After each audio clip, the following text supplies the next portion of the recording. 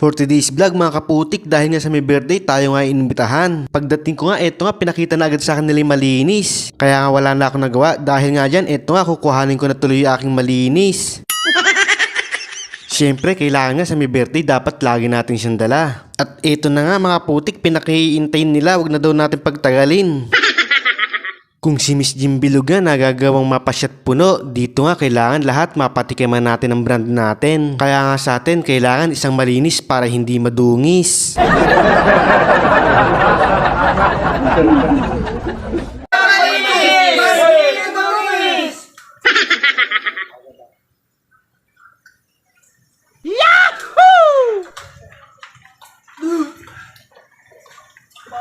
At ayan nga kaputik, ang ating pupulutanin, napaka-quality. Talaga naman napaka-the best niyan. Pagka ganyan nga ipulutan, parang kasarap naman imukbang. Ang mainis! Party! Madungis!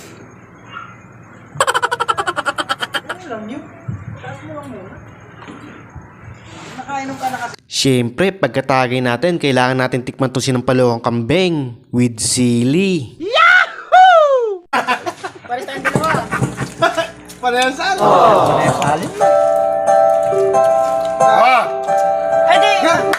At eto nga, sabi ko nga sa makaharap ko, kailangan pakita nila sa akin yung malinis.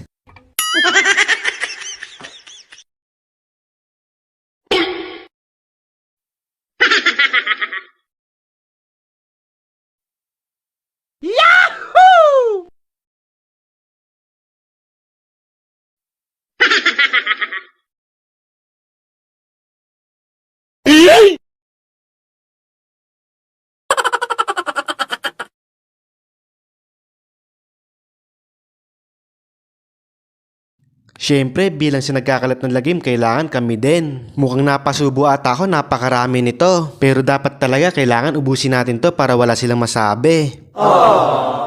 Dito nga talagang napakanta pa ako. Mukha namang hindi palasing. Pakicomment naman kaputi kung ano title ng aking kinakanta.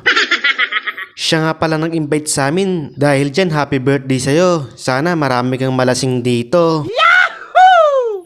Kaya mga kaputik, hanggang dito na lang. Hanggang sa muli. Thank you for watching. God bless.